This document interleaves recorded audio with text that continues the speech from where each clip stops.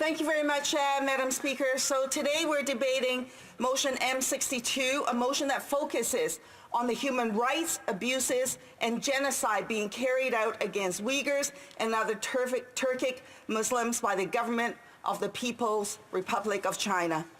I would first like to thank my colleague, the member from Pierre Fond du Lac, for his important motion.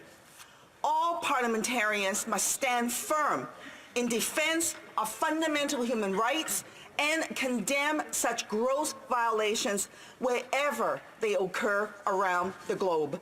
Canada has an obligation to uphold and defend human rights in the international community and support Uyghurs and other Turkic Muslims facing horrific persecution.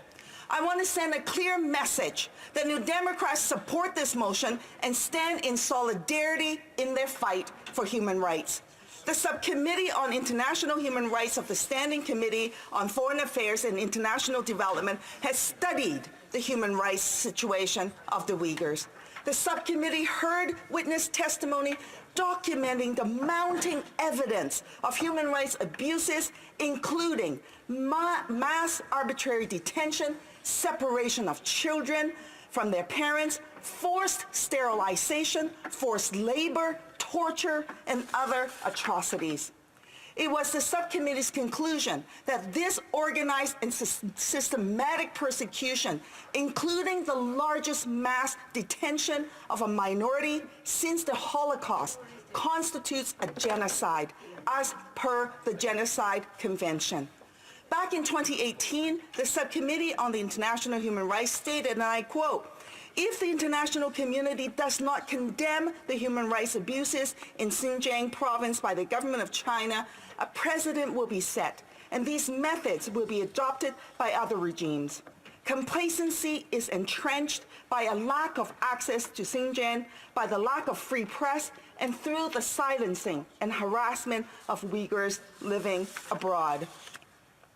Sadly, since then, the human rights abuses have only intensified, and the situation has become even more urgent, demanding greater action.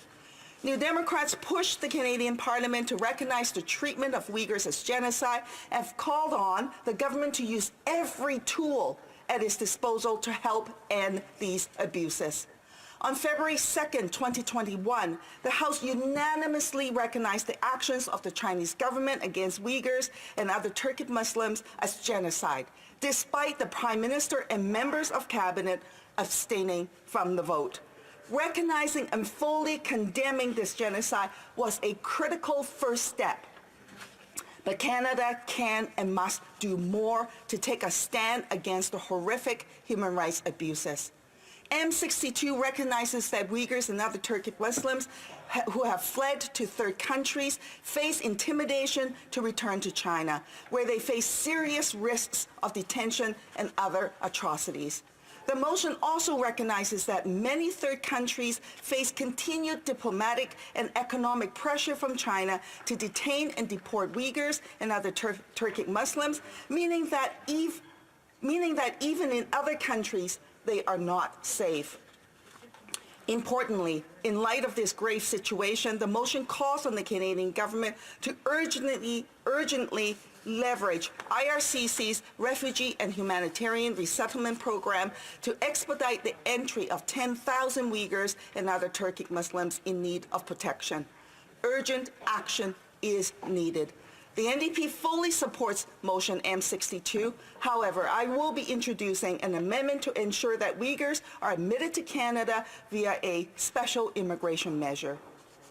New Democrats believe Canada should increase the total number of vulnerable people we welcome to our country, from East Turkestan, from Ukraine, from Afghanistan, and other places where people are subject to the worst violations of their human rights. This is consistent with the subcommittee's recommendations, which calls for the creation of an exceptional refugee stream to expedite entry for Uyghurs and other Turkic Muslims. The creation of an emergency refugee program was also among the key recommendations advocated by the World Uyghur Congress. We should not be pitting communities against each other by robbing Peter to pay Paul. Further, while the NDP supports this important motion, there is much more work that needs to be done to put an end to the persecution of Uyghurs and other Turkic Muslims. Human rights advocacy organizations have been tireless in their work to call for greater action and highlighting the need for the government of Canada to take a stronger stance for human rights. Some of them are here today. Groups such as the National Council of Canadian Muslims and the Uyghur Rights Advocacy Project have called on the government to implement the recommendations of the subcommittee report. One of these recommendations is that the Department of Justice develop a comprehensive human rights due diligence law that compels businesses to respect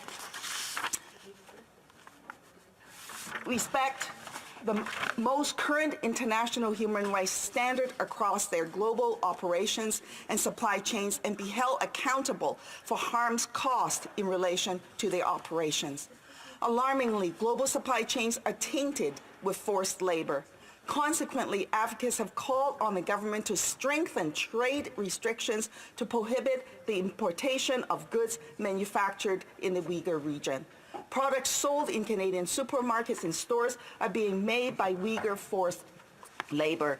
This includes products like bath towels, quilts, clothes, which are made with cotton from the Uyghur region. Corporations like Nestle, Del Monte, Unilever also purchase tomatoes from Chinese companies in the Uyghur region. China is one of the only 8 states that have not yet ratified the International Labour Organization's Convention on Ending Forced Labor. Between 2017 to 2019, it is estimated that more than 80,000 Uyghurs were forcibly transferred out of the Uyghur region to work in factories across China. In 2020 alone, reports reveal that 83 global companies were indirectly or directly involved in the employing Uyghur workers under forced labor. A recently released report on the automotive sector has revealed the use of Uyghurs' forced labor throughout the supply chains of major auto manufacturers. The report found that more than 100 international automotive parts or car manufacturers have some exposure to forced Uyghur labor-made goods. It is completely unacceptable that companies are allowed to profit off of persecution and that supply chains of the products we purchase are manufactured using forced labor. Advocates are also calling on Canada to push to end the arbitrary detention of Uyghur human rights defenders in China. Canada should be working with civil society organizations and to advocate for the release of human rights defenders who have been imprisoned. New Democrats have also called for sanctions to be imposed on the government of China officials responsible for the perpetration of grave human rights abuses. This is also consistent with the recommendations of the Subcommittee on the International Human Rights. The creation of a special immigration measure to expeditiously bring Uyghurs and Turkic Muslims to safety is an essential part of Canada's role in defending human rights and taking a firm stand to denounce this ongoing genocide. I move that the motion be amended with the following: that the motion be amended in paragraph C by adding after the words into Canada the following: and ensure corresponding additional immigration levels in the refugee streams so that other persecuted members in the global community seeking safety in Canada are not impacted, and B, in paragraph D, by replacing the words 120 with the word 100. Madam Speaker, I think that this is essential if we're going to move forward as a first step towards supporting Uyghurs, for Canada to take this action to show this leadership in the international community. Thank you, Madam Speaker.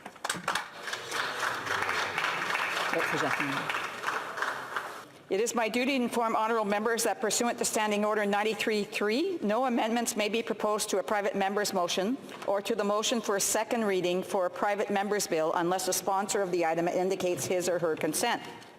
Par conséquent, je demande. Accordingly, I would ask the honourable member for Pierrefonds Dollard whether he consents to the motion to amend this motion.